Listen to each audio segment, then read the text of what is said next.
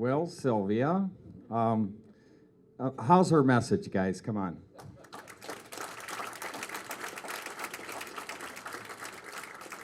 Well, I was just in Antarctica for a month, out there doing a little diving. It's a little chilly out there. I live in Hawaii, but we had a great time. We were out there with some really legends, David Dubélé and Jen, of course, and Leandro was there, and Ernie Brooks was my roommate. It was amazing. Ernie Brooks was your roommate? How did that go? You guys really want to know, you can't tell anybody. But in the middle of the night, guys have to, you have to use the little. So I rip open the curtains. And by the way, we're in a hurricane. There's 50-foot seas. It's everything you can do to get out of your bunk. I, rip open the shades because I really got to go. The bathroom lights are on, and there's Ernie in all his glory. I close the shades real quick. I go, sorry, Ernie. He goes, that's okay. Why? You guys can see I'm kind of serious and not serious, but what I will say is the importance of water can't be understated. The UN has declared this the decade for water, water for life. Sylvia's right. It's not a fringe movement now. The green movement is everywhere, but I think we need to go the Sylvia style today and forever. Go blue. So let me hear you guys say it. Go blue. And she's exactly right. This is the water planet. When I started out, it was all about let's save the oceans. We now realize, that to protect the oceans, we need to protect the forests. We need to protect the lakes, the rivers, the streams, the ponds. Every drop of water is connected. And we really need to not only be aware, okay, this should be the 10 years of action. Because we have the awareness. If you talk to kids, they get it. They get it more than we do. And I've been working with the U.S. Forest Service and NOAA, and what we developed with the Wyland Foundation was a program called FOCUS, Forest, Oceans, Climate, Us. And the idea was to getting people's minds that to protect the forests, you are protecting the ocean and the other habitats. And so FOCUS is a 5-year program that we're bringing. And I was just in Puerto Rico with that program. And a little light bulb went off in my head. And I basically, and Sylvia liked it, I said, if we want to protect the environment today, we talk to us. If we want to protect it for future, for the kids, okay, we talk to them.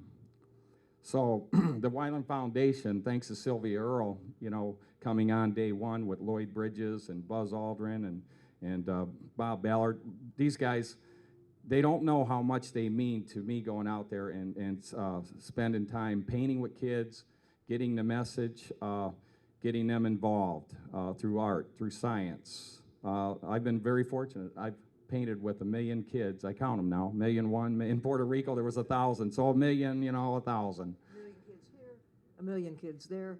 Pretty soon you're going to make a difference. Oh my God, it adds up. And in fact, yesterday I had a chance to paint with the kids that are really fighting cancer in the Children's Hospital, and I started telling them about Antarctica. And Amos had shot a picture of me with these king penguins, and I was actually doing a little plein air painting with. There was 600,000 kings, and it said painting with kings, and the kids loved it. So they said, "Can we paint king penguins?" So we painted penguins together. The kids' art is a lot better than mine, so I may be out of a job. But I truly believe the investment that Sylvia and I and all of us need to make is we need to focus on these young kids and embed in them the power to be ambassadors, youth ambassadors for the planet. And that's really, it's really simple. We just need to take everything we know, share it forward with kids, and inspire them to what I tell kids to do. Learn everything you can, because I'm like a kid, and I don't have a real job. I'm an artist. But I always say, learn everything you can. Share your knowledge with your family, and then take action.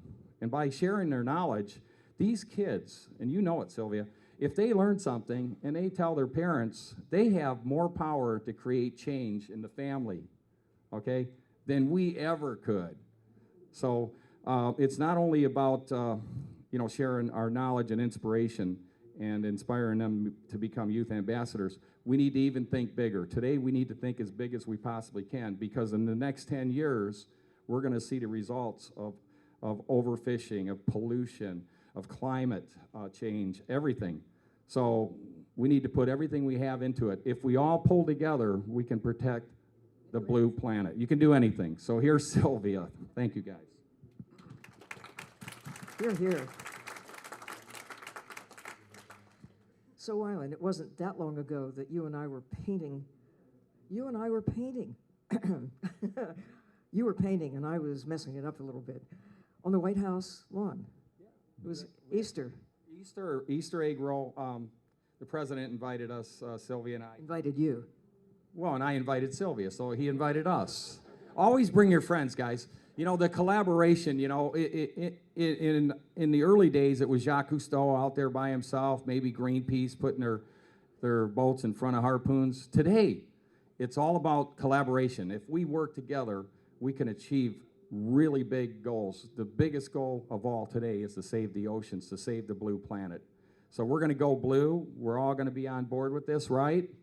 You guys are already there. We're preaching to the choir. I remember Al Gore said, hey, you know, Wyland, you know, I'm giving this little kind of slideshow. It turned out to be, you know, an amazing movie. He won the Nobel Peace Prize, but he asked me to be on the panel. And at the end, Al said, you're the only guy that's really on message because everybody else is in San Francisco talking about environmentalism, you know? Yeah, talk to the kids, talk to the kids, talk to the kids. So that's what, and I have a kid's job, so it's easy for me. But here's Sylvia. I get asked sometimes, how did you get to be a scientist? How did you get to be an explorer?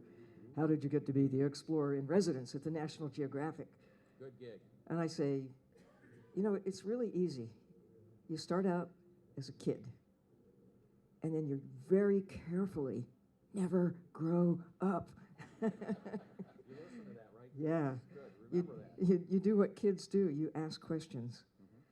That sense of wonder, the curiosity that's there in most young things, whether it's a whale or a young fish or a young human, that curiosity, that need to know shines, and it's still there in great artists, in explorers, in scientists. Every scientist I know, every explorer I know is just endowed with that irrepressible sense of curiosity and questioning. Who, what, why, where, when, how? Let's go. Unfortunately, it gets beaten out of people at some stage, a lot of people anyway. Maybe because as kids grow up and they start to walk and they start to talk, they're told to sit down and shut up. And that's got to change if we're going to have a world that works and a world endowed with that spirit of wonder and exploration and making a difference. We can make all the difference, literally, in the world by understanding that we have to take care of the natural systems, land and sea, that take care of us.